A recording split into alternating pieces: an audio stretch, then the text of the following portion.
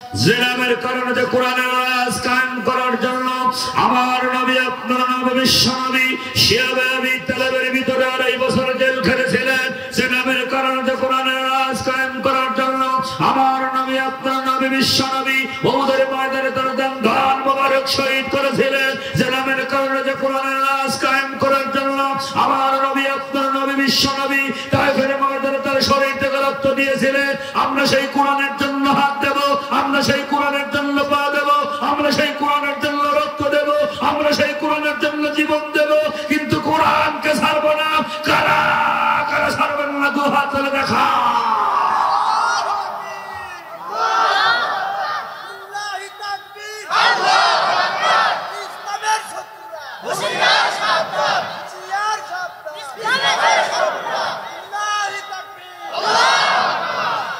মাশাআল্লাহ মাশাআল্লাহ। আমার মা এবং বোনেরা প্রত্যেকের প্রতি আমার আন্তরিক সালাম। আসসালামু আলাইকুম ওয়া রাহমাতুল্লাহি তাআলা ওয়া বারাকাতুহু। আমি সালামটা যতটা স্পিরিটে দিয়েছি আপনারা রাগ করেছেন সেটা হলো সব জায়গায় যে আমি আগে সালাম দিত নেকিটা একটু বেশি নিয়ে ফেলেছি, এজন্য আপনাদের খুব মন খারাপ। আপনারা সবাই আমাকে সালাম দেন তো। ওয়া আলাইকুমুস সালাম ওয়া রাহমাতুল্লাহি ওয়া বারাকাতুহু। নেকি কিন্তু এখন সমান সমান, কথা কর না কেন? নেকি কি কিয়ামতের দিন আমাদের কেউ দেবে? এই যে ভাইরা, উনি আমার মহব্বতের ভাই, উনি আমার উস্তাদ, উনি ওই যে মাদ্রাসার এখন প্রিন্সিপাল। আমরা ওই মাদ্রাসা থেকে 2001 সালে দাখিল করেছি, 2003 সালে আলেম করেছি। এইরকম ওখান থেকে পড়াশোনা করে আমরা আরেক জায়গায় যে কামেল করে এসেছি। তাহলে সেই মাদ্রাসার প্রতিষ্ঠানে আমাদের উস্তাদ, সে আজকের মাহফিলের সম্মানিত সভাপতি সাহেব। আপনাদের কি মন খারাপ? মাশাআল্লাহ। যাই হোক, আলোচনা কিন্তু আপনারা ইতিপূর্বে শুনলেন, সেই আসর থেকে নিয়ে অনেক জায়গায় ঈশার আগেও আলোচনা হয় না, কিন্তু আমরা আসর থেকে নিয়ে মাশাআল্লাহ আলোচনা কিন্তু শুরু করে দিয়েছি।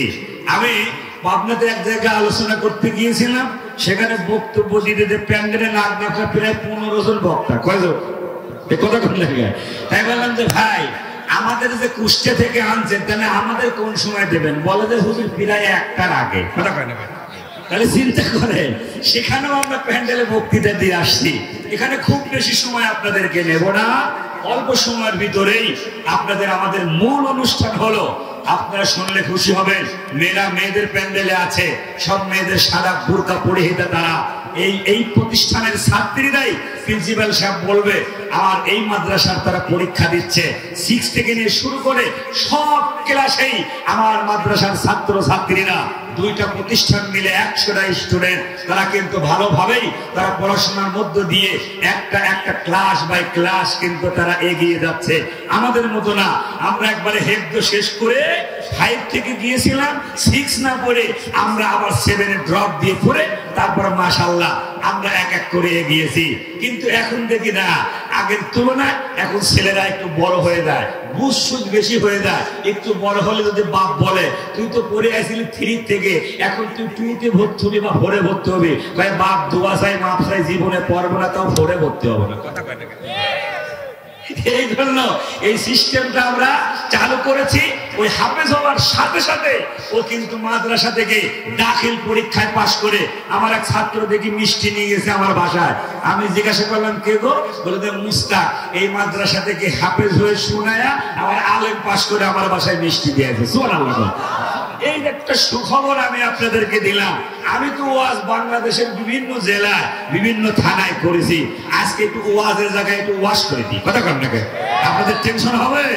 তারপরেও বলতে চাই, যেহেতু আমি বসেছি, আপনাদেরকে গুনাহগার, আমি যেখানেই 2-10 মিনিট বক্তৃতা দিই আপনাদেরকে আমার সামারাইজ বক্তব্য কি, আমার সাবজেক্ট নিয়ে কথা বলা আমি পছন্দ করি। আমার মসজিদেও কিন্তু আমার 50 মিনিটের বক্তৃতা আপনারা যারা শোনেন, একটা সূরার উপরে একটা আয়াতকে ঘিরে আমি সেখানে বক্তৃতা দেওয়ার চেষ্টা করি। যা হোক, আল্লাহ পাক আমাদেরকে আবহাওয়া সুন্দর আছে, পরিবেশ সুন্দর আছে, সবচাইতে আমাদেরকে আখিরাতের কথা স্মরণ করিয়ে দিচ্ছে এমন একটা জায়গার পাশে আমরা বসেছি।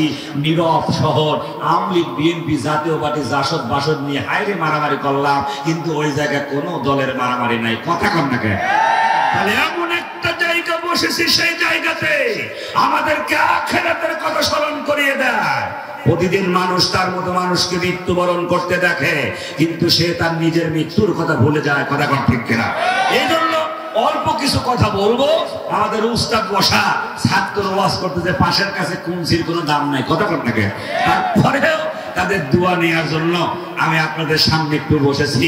আমরা স্মরণ করতেছি সে মহান আল্লাহ সুবহানাহু ওয়া তাআলাকে, যিনি আমাদেরকে সুস্থতার সাথে কোরআন শোনার সুস্থ সুন্দর পরিবেশ আল্লাহ পাক করে দিয়েছেন বলে আলহামদুলিল্লাহ। শত করে দরুদ আর সালাম বিশ্বের সেরা মানুষ, শ্রেষ্ঠ মানুষ, নির্যাতিত, নিপীড়িত, নিগৃহীত মানুষের যিনি বন্ধু, পৃথিবীতে তিনি আর আসবে না, আল্লাহ পাক তাকে আর পাঠাবেন না, কিন্তু রেখে গিয়েছেন তার উপরে নাজিলকৃত কোরআন, রেখে গিয়েছেন তার আদর্শ এবং সুন্নাহ।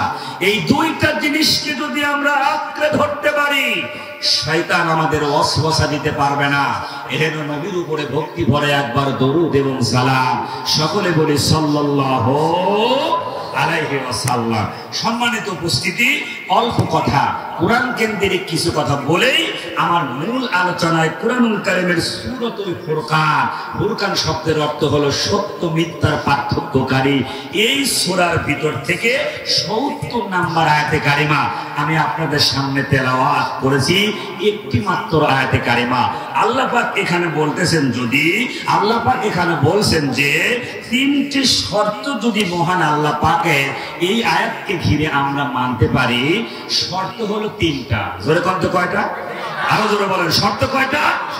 তিনটা শর্ত যদি আমরা মেনে নিতে পারি, আল্লাহ পাক আমাদের গুনাহকে সওয়াব বানায় দেবেন। সুবহানাল্লাহ।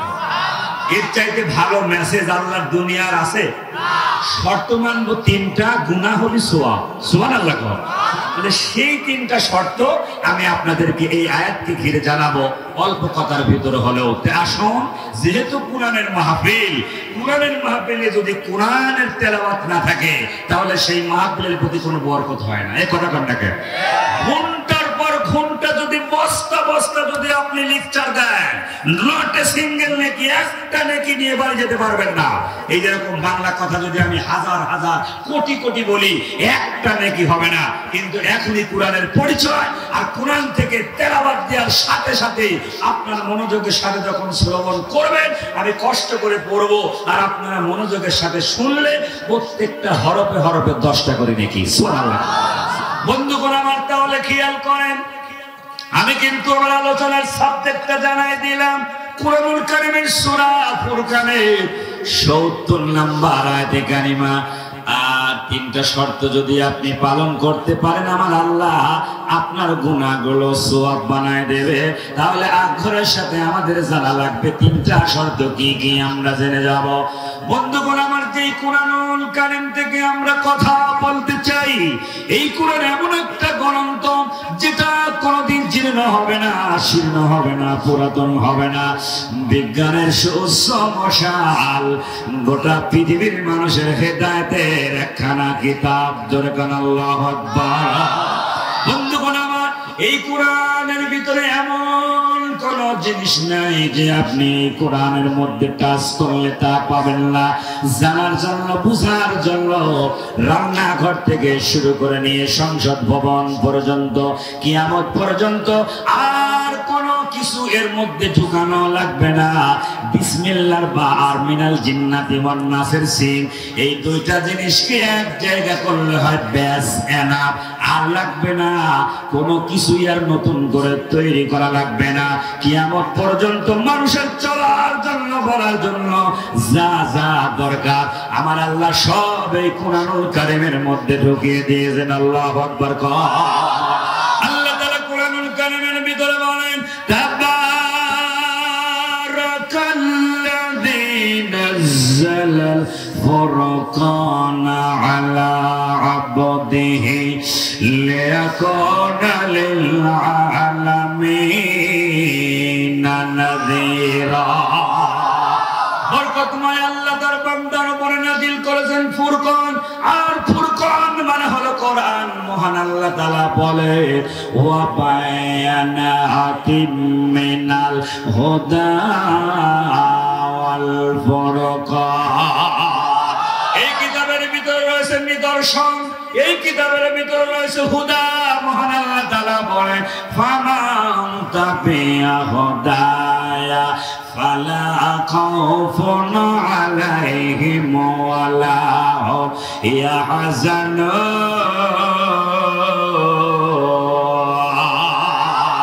আল্লাহ পাক বলেন এই কিতাবকে যারা মানবে, কিতাব অনুযায়ী যারা জীবন যাপন করবে, তাদের কোনো ভয় নাই, তাদের কোনো চিন্তা নাই। কিন্তু এক শ্রেণীর মুসলমান নামের কুলাঙ্গারেরা এই কুরআনুল কারীমকে তারা বাধা বন্ধ করেছিল।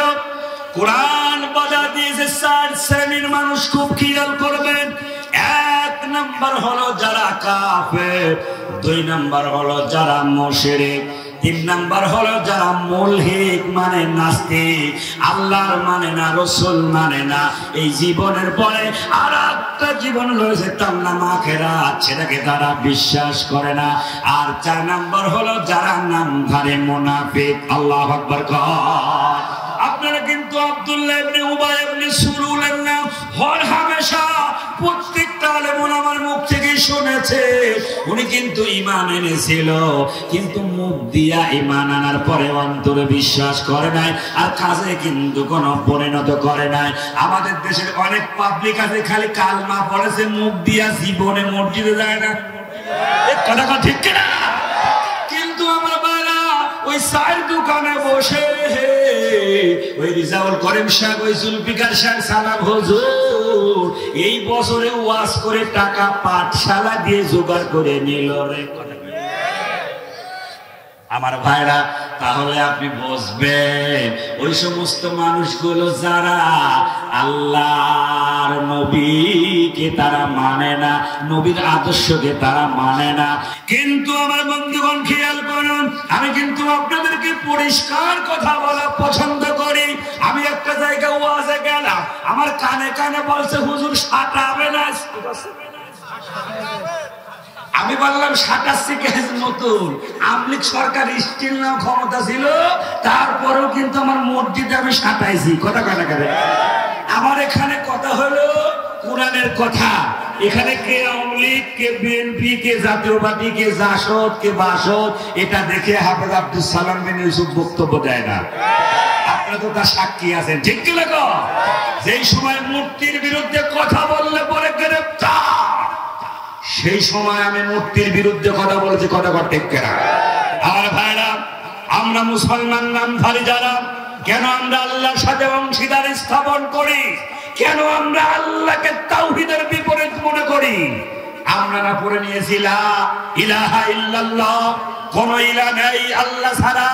এই কথাটা বলার জন্য সাহাবায়ে কেরাম মার খেলেন, এই কথাটা বলার জন্য সাহাবায়ে কেরাম লাঞ্ছিত হলেন, এই কথাটা বলার জন্য সাহাবায়ে কেরামেরা লাঞ্ছিত, অপমানিত, নির্যাতিত হলেন। বিলালের মতো লোক কি অপরাধ করেছিল? উমাইয়া তার মালিক এইরকম প্রচন্ড গরম বালির ভিতরে তাকে শুইয়ে দিয়ে মাপা বুকের উপরে পাথর চাপা দেওয়া হলো, আর বিলাল বলতে লাগলো আহাদ আহাদ আহাদ, আল্লাহ এক, আল্লাহ এক, আল্লাহ এক। আপনারা বলেন বিলালের সম্মান কম না বেশি? কিন্তু সেই সময় উমাইয়া এইভাবে ওই বিলালের উপরে নির্যাতন করেছিল, আবু জেহেল নির্যাতন করেছিল, উতবা সাইবা নির্যাতন করেছিল। আজকে তাদের অবস্থান কোথায়? আর বিলাল, আবু বকর, ওমর, উসমান, তাদের অবস্থান কোথায়? জোরে আওয়াজ দিয়ে বলেন ঠিক কিনা?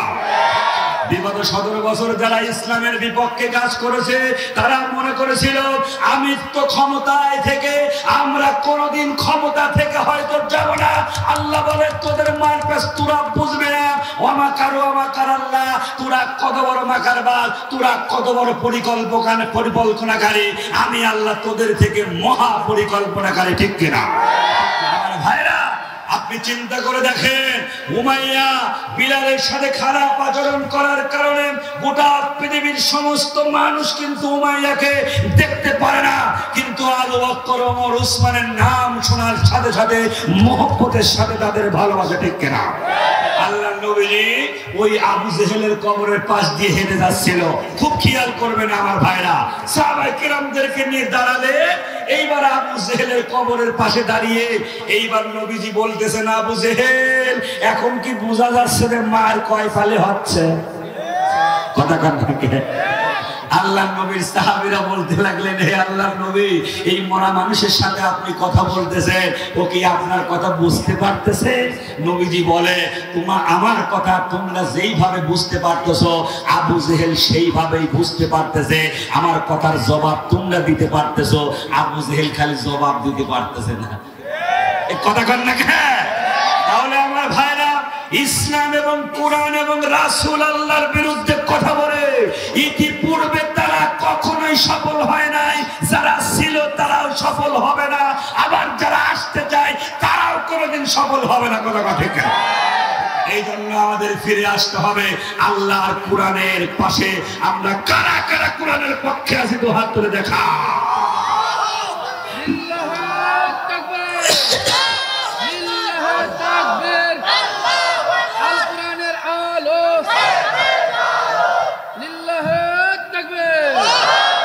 কষ্ট হচ্ছে আপনাদের? আমার সময় খুবই অল্প, সেই জন্য আমি আপনাদের হয়তো বেশি কথা শোনাতে পারবো না।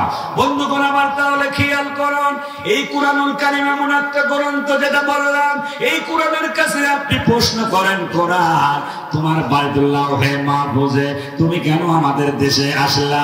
তোমার বাড়িতে মারামারি নাই, তোমার বাড়িতে হানাহানি নাই, তোমার বাড়িতে মানুষদেরকে ফাঁসির মঞ্চে ঝুলিয়ে মারার কোনো সিস্টেম নাই, কেন তুমি আজকে আমাদের দেশে আসলে? কোরআন সুন্দর করে তার জবাব দিয়ে দিল, লিতো ফরিজান্নাসা মিনাজ যুলুমাতি ইলান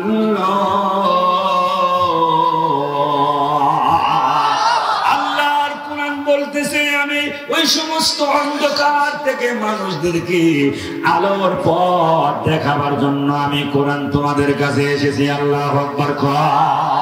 তাহলে যে কোরআন ছিল, আরে আল্লাহ নবীর বয়স যখন 17 বছর, নবীজি তখন যুবকদেরকে ডেকে বললেন, হে যুবকেরা, হে মক্কার যুবকেরা, তোমরা কি দেখতে পাও না এই মক্কার মানুষগুলো কত খারাপ হয়ে গেছে? কন্যা সন্তানদেরকে জীবন্ত খবর দেয়, এর চাইতে নিকৃষ্ট আর কি হতে পারে রে ভাই বলেন তো? ওই দাহিয়া কলবে ঘটনাটা আপনাদের কিন্তু জানা আছে আমার ভাইরা। কিন্তু নবীজির কাছে যখন ঘটনাটা বললেন, নবীজি চোখ দিয়া এত পরিমাণ পানি ফেললেন, দাড়ি মোবারক ভিজে ভিজে জমিনে পড়তে লাগলো।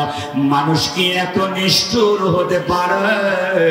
আল্লাহ নবীজি কিন্তু বলেছিলেন, দাহিয়ারে তুমি যেহেতু কালেমা পড়েছো, মুসলমান হয়েছো, আল্লাহ তোমার পিছনের জীবনের সব গুনাহ আমার আল্লাহ মাফ করে দিয়েছে।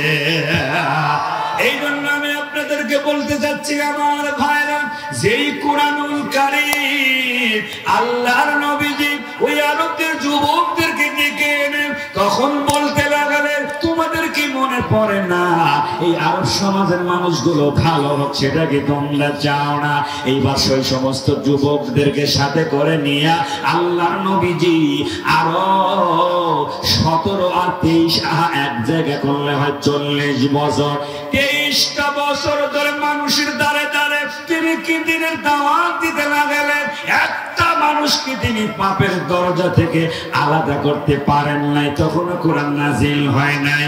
এইবার নবীজি চলে গেলেন আগো ওই গারে সুর, যেখানে হাজী সাহেবদের মুখ থেকে আমরা কিন্তু শুনেছি আমার ভাইরা। এত সুন্দর পরিবেশ এখন হলো, এখন কিন্তু ওই জায়গায় ওঠার জন্য সিঁড়ি পর্যন্ত করা হলো। কিন্তু নবীজির স্ত্রী খাদিজাতুল কুবরা রাদিয়াল্লাহু তাআলা আনহা, উনি যখন রাসূলুল্লাহর খাবার নিয়ে যেতেন, পানি নিয়ে যেতেন, এত কষ্ট হতো ওইটা উঠতে একটা সুস্থ মানুষের জন্য 55 মিনিট সময় লেগে যায়। আল্লাহর নবীর স্ত্রী এখানে কিভাবে দিনের জন্য তিনি কাজ করেছেন। ও মা বোনেরা, আপনারা বহু জায়গায় কোরআনের মাহফিল শুনতে যান, গভীরভাবে আপনাদেরকে জানা লাগবে, সেটা হলো নবীজির স্ত্রী খাদিজাতুল কুবরা আল্লাহর নবীর এই কাজে, দিনের কাজে সহযোগিতা করার কারণে আমার আল্লাহ খাদিজাতুল কুবরাকে সালাম জানাইছে। আল্লাহু আকবার। ও দারুল কোরআন বাটিকা বানায় এলাকার ভাইরা গভীর মনোযোগ দেন। এইবার নবীজি কিন্তু ওই 40 বছরের সময়, তার আগে কুরআনুল কারীম ছিল পাথরে লেখা, কুরআনুল কারীম ছিল চামড়ায় লেখা, কুরআনুল কারীম ছিল খেজুরের পাতায়। এই যে খেজুরের পাতার কুরআনুল কারীম গো, এই পাতার মধ্যে থাকলে হবে না, এখান থেকে বের করে এনে বাস্তবতায় প্র্যাকটিক্যালি আমলের মাধ্যমে সমাজে যদি আপনি সেটা প্রতিষ্ঠিত না করতে পারে, এইরকম ওয়াজ কিয়ামত পর্যন্ত শুনেও কোনো লাভ হবে না। ঠিক কিনা কয়? নামাজ পড়া লাগবে, এটা বিধান কোরআনে আছে, এটা বাস্তবতায় নামাজ মসজিদে পড়া লাগবে, তবে কিন্তু সমাজে শান্তি। ঠিক কিনা? সুদের কথা কুরআনুল কারীমে লেখা আছে, ঘুষের কথা কুরআনুল কারীমের মধ্যে লেখা আছে। শুধু এই কাগজ কোরআনে লেখা থাকলে চলবে না, র্যাকের উপরে কোরআন বছরের পর বছর রেখে দিলে চলবে না। ওখান থেকে কি করে বের করে এনেন আমলের মাধ্যমে প্র্যাকটিক্যালের সমাজে যদি আমরা প্রতিষ্ঠা করতে পারি গো, ওই ওমরের মতো কাটটা কাফের বিশ্ব নবীকে মারতে গিয়েছিল, ওই ওমরের মতো চরিত্র মানলো। আমাদের দেশেও কিন্তু কোরআনকে ওইভাবে প্রতিষ্ঠা করলে সোনার মানুষে পরিণত হবে। জোরে কন্যা ঠিক কিনা? তাহলে আমার ভাইরা, অল্প সময়ের ভিতরে আমি আপনাদেরকে বলতে চাই, যেই কোরআনের এত মূল্য, যেই কোরআনের এত দাম, সেই কোরআনের 25 নাম্বার সূরা, সূরা ফুরকানের 70 নাম্বার আয়াতের ভিতরে আমরা আজকে এখান থেকে গুনাহ মাফ করে নিতে চাই। 3টি শর্ত যদি আমরা পালন করে, জোরে বলেন কয়, আরো জোরে কন, 3টি শর্ত যদি আমরা পালন করতে পারি, আমার আল্লাহ ঘোষণা করে দিলে ওই বান্দাদের গুনাহগুলোকে আমি আল্লাহ তাআলা সওয়াব বানায় দেব। জোরে কন না, ক্ষমতা কার? এই 3টা শর্তের ভিতরে 1 নাম্বার হলো ইল্লা মান তাবা, যারা তওবা করবে। সুবহানাল্লাহ। তাহলে তওবার নাম কিন্তু এরকম না, অন্যায় করার মুখের উপরে 3-4টা গুতা মারে কয় তওবা তওবা, এর নাম কিন্তু তওবা না। তওবা শব্দের আবেদনে করতে হলো ফিরে আসা। আপনি যে অপরাধগুলো করেছেন, ওই অপরাধ থেকে আপনি যখন ফিরে আসতে পারবে, আমার আল্লাহ পাকের কাছে অনুনয় বিনয় হয়ে যদি আপনি গুনাহ ক্ষমা চাইতে পারেন গো, আমার আল্লাহ এখনো পর্যন্ত তওবার দরজা খোলা রেখেছেন। জোরে কন্যা ঠিক কিনা? ও কুমারখালীর মুসলমানেরা, গভীর মনোযোগ দিয়ে খেয়াল করুন কিভাবে আমার আল্লাহ তওবা কবুল করে। কাবার গিলাফ ধরে জনৈক একজন ব্যক্তি কাবার গিলাফ ধরে কাঁদতেছে, হে কাবা তুমি আমার গুনাহ মাফ করে দাও, হে কাবা তুমি আমার গুনাহ মাফ করে দাও। বিশ্বনবী ওই ব্যক্তির এরকম পিঠের উপরে হাত দিয়ে বলেন, ভাই গো, এই যে কাবার কাছে তুমি গুনাহ ক্ষমা চাচ্ছ, কাবার তো কোনো ক্ষমতা নাই। জোরে আওয়াজ দিয়ে বলেন তো, ক্ষমতা কার? কাবার কাছে তুমি ক্ষমা চাও না, কাবা তোমার গুনাহ মাফ করতে পারবে না। কাবার মালিক যে, সে তোমার গুনাহ মাফ করতে পারে। এইবার লোকটা ঘুরে দাঁড়ায় বলতে লাগলেন, হে আল্লাহর নবী, আমি যে অপরাধ করেছি, এই অপরাধের কথা যদি আপনি শোনেন, আপনি আমাকে এখান থেকে দূর দূর করে তাড়ায়া দেবেন। এইবার নবীজি বলেন, বলো কি এমন অপরাধ তুমি করেছো যা আমি শোনার পরে তোমাকে তাড়ায়া দেব? এইবার লোকটা বলল, হুজুর,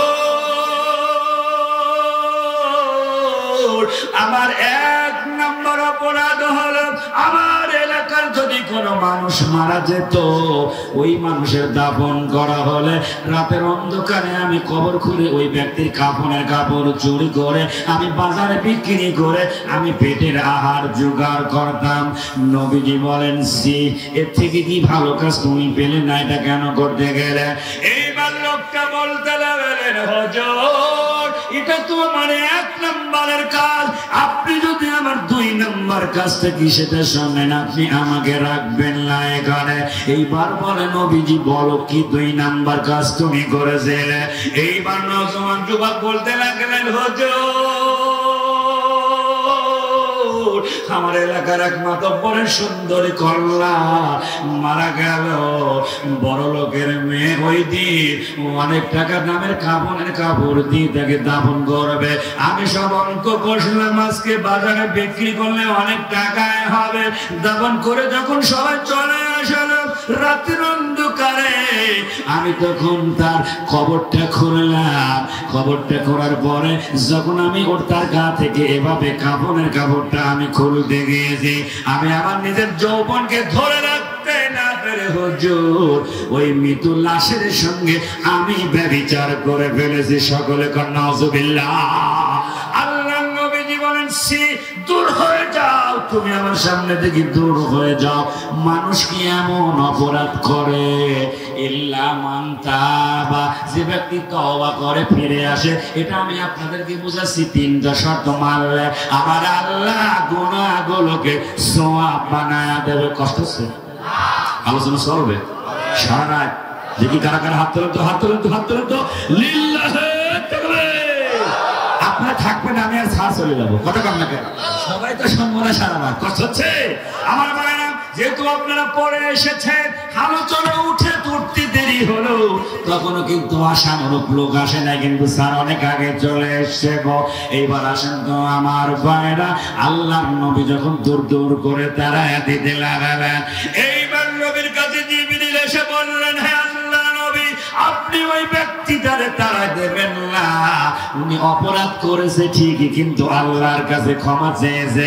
ইল্লা মান তাবা, যে ব্যক্তি তওবা করবে, আল্লাহ পাকের কাছে খালেস দিলে যখন বলবে আমি ওই গুনাহটা আর করব না, আল্লাহর কাছে তিনি তওবা করেছেন অনুনয় বিনয় হয়ে, আর কোনদিন এই জীবনে এই গুনাহ করবে না, আমার আল্লাহ পাক কিন্তু তাকে ক্ষমা করে দিয়েছে। সুবহানাল্লাহ।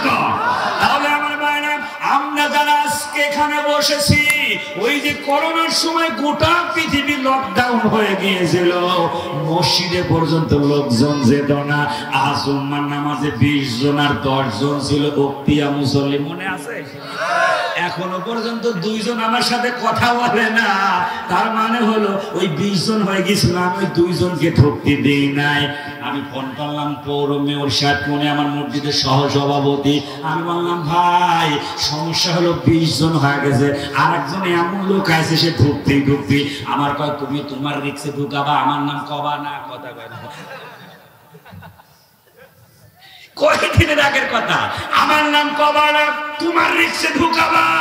এইবার আমি বললাম যে এখানে যে তুমি মেয়র হয়েও তিনি দায়িত্ব নেয় না, আর আমি তো খটখটি মোল্লা। কথা কয় না কেন? আমি কি দায়িত্ব নেব? আমি বললাম, ভাই না, মেয়র বলতেছে যে টিওন এসে যদি আসে আমার নাম কবা না, আমি আপনার ঢুকতে দেব না। ওই যে মসজিদে ঢুকতে দিই নাই, আজ পর্যন্ত আমার সাথে কথা কয় না। কথা কয় না। কি দোষ করেছিলাম বলেন তো ভাই? তাহলে বলেন তো, করোনার ভিতরে কিন্তু 10 জন মুসল্লি আর 20 জন মুসল্লি ছিল, সবকিছু লকডাউনে বন্ধ হলেও আপনারা বলেন তো ভাই, আসমানের দরজা কি বন্ধ হয়েছিল? জোরে বলেন, বন্ধ হয়েছিল? আসমানের দরজা বন্ধ হয় নাই। এই জন্য আমার ভাইরা, অনেক সময় কিন্তু আমাদের কাছে কোন লোকজন এসে বলে, হুজুর গো, আমরা কিন্তু এই অপরাধ করেছি, আমরা বিনা দলিলে বলি তুই জাহান্নামী। কথা কয় না? আপনি তা বলতে পারেন না। আল্লাহ কাকে ক্ষমা করবে, কাকে আল্লাহ আযাব দেবে, সব ক্ষমতা কিন্তু আমার ভাই আল্লাহ পাকে। তাহলে এখানে আরো ঘটনা বলা যায়, কিন্তু সময় আমাকে সাপোর্ট দিচ্ছে না। এই জন্য আমি আপনাদেরকে 3টি শর্ত বলতে চাই, তার ভিতরে একটা বললাম, তাহলে ভুল করলে আমরা কিন্তু ক্ষমা নিয়ে নেব। আল্লাহ নবী কি আলীকে দিকে বললেন, আলী রে, আজকে রাত্রে যদি তুমি একটা অপরাধ করে ফেলো, ওই অপরাধটা ক্ষমা নিয়ে জন্য কাল পর্যন্ত অপেক্ষা করো না। রাত্রে যে অপরাধটা করেছো, রাত্রে তুমি ক্ষমা নিয়ে নাও, তার মানে আগামী দিন তুমি বাঁচবা। এইরকম গ্যারান্টি পৃথিবীর কেউ দিতে পারে? তাহলে আমার বাইরে খেয়াল করুন, আল্লাহর কাছে আমরা তওবা করে নেব। এইবার 2 নম্বর শর্ত হলো ইল্লা মান তাবা ওয়া আমানা, যারা ঈমান আনবে। আমরা কি ঈমানদার দাবি করতে পারি? জোরে বলে। ইমানদার দাবি করলে ইমানের স্তর হলো তিনটা। এক নাম্বার হলো ইকরার বিল লিসান, দুই নাম্বার হলো তাসদিক বিল জানান, আর তিন নাম্বার হলো আমর বিল আরকান।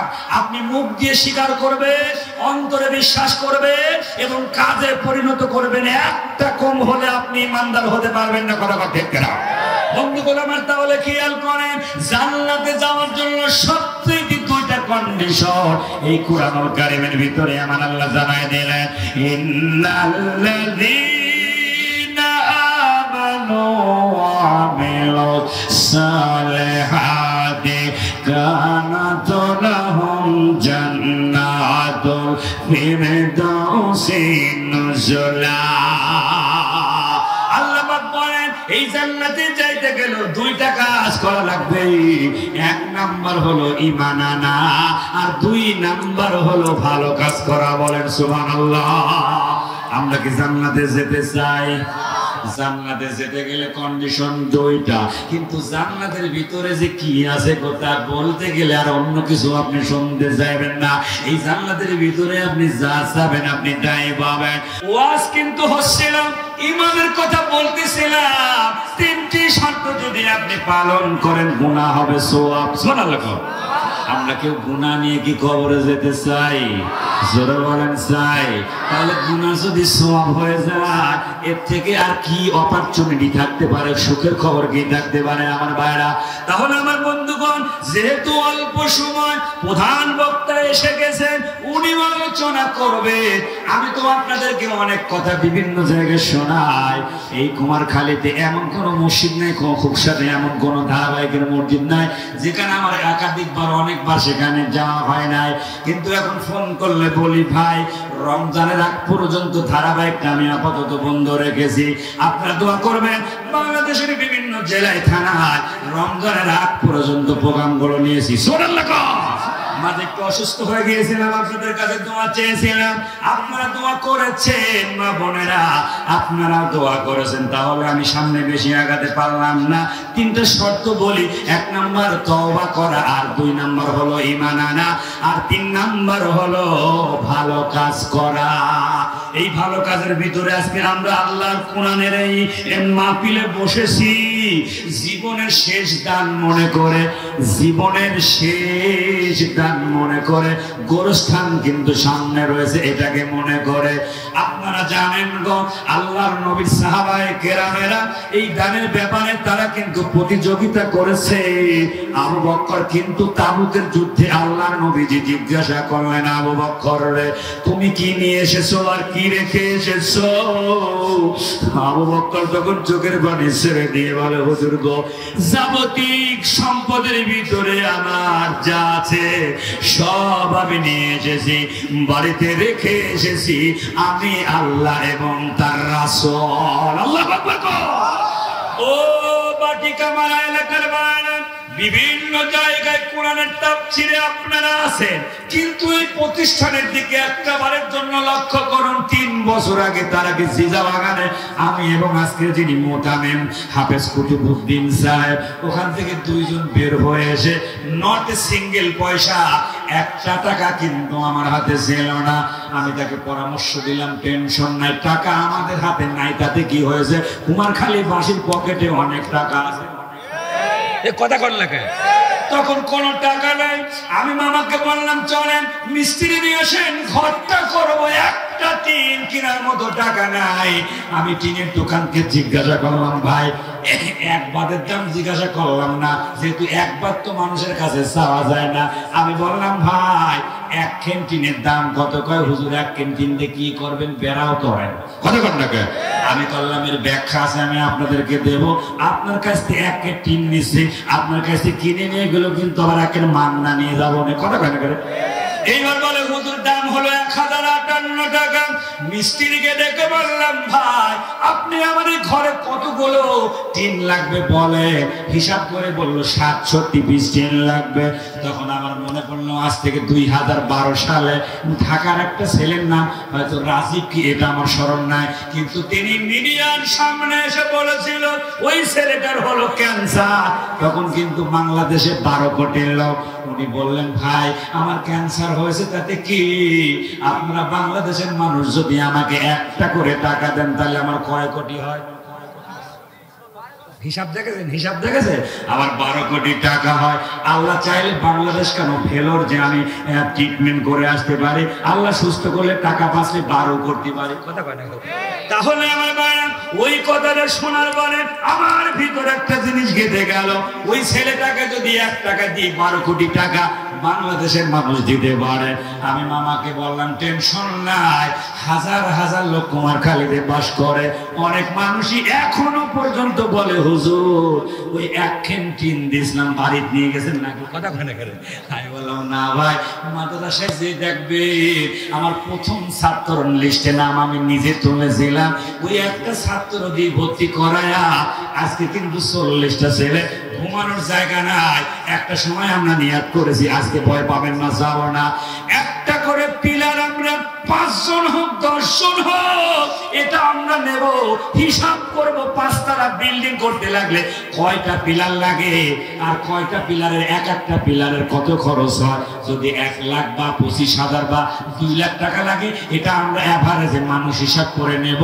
এইখানে যে ঘরটা দেখলেন এটা 5 তলা বিল্ডিং এর স্ট্রাকচার করে নিচের তলায় মসজিদ বানাবো আর উপরের তলায় আমার ছাত্ররা সেখানে পড়াশোনা করবে। কারণ ওই জুম্মা নামাজ পড়ার জন্য ছাত্রদেরকে বাইরে যাওয়া লাগবে, খুব কষ্ট হয়, দূর দূরান্তে যাওয়া লাগে, অ্যাক্সিডেন্ট হয়, সমস্যা।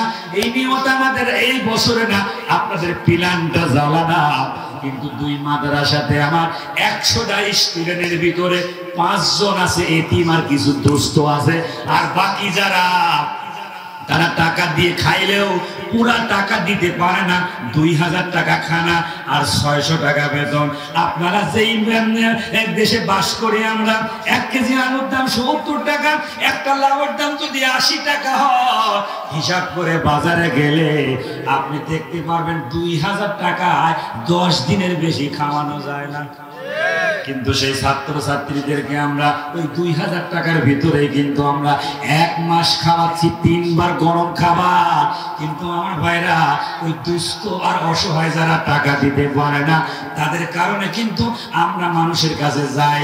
এইবার আমরা ব্যতিক্রম একটা সভা করলাম, সেটা হলো এই কোরআনের মাহফিল মুষ্টিময় কিছু কিছু মানুষের কাছে গিয়েছি, একটা ছাত্র বলতে পারবে না আমার সাথে বা আমার মোহতামির সাথে গেছে 1 ঘন্টার জন্য আমরা তাদেরকে বাজার ঘাটে নেই নাই। আমি রাত্রে প্রোগ্রাম করি, দিনের বেলা এসে আমি আবার মানুষের দ্বারে দ্বারে যে আমি বলেছি আমরা কষ্ট করব কিন্তু ছাত্রদের পড়াশোনায় কোনো আমরা ডিস্টার্ব ঘটাবো না, তাই করেছি মাশাআল্লাহ। কিন্তু মাশাআল্লাহ আপনাদের উপরে আমার অন্তত ভালোবাসা আছে, আল্লাহর উপরে ভরসা আর আপনাদের প্রতি ভালোবাসা নিয়ে কিন্তু এত বড় একটা ইন্তজাম। আপনাদের কি মনে হচ্ছে অল্প 2-4 টাকা লাগেছে? কথা বলেন না? আসলে কিন্তু বিষয়টা তা নয়। কিন্তু আমি আপনাদেরকে কষ্ট দেব না। যেই কোরআনের কথা আপনারা শুনতেছিলেন,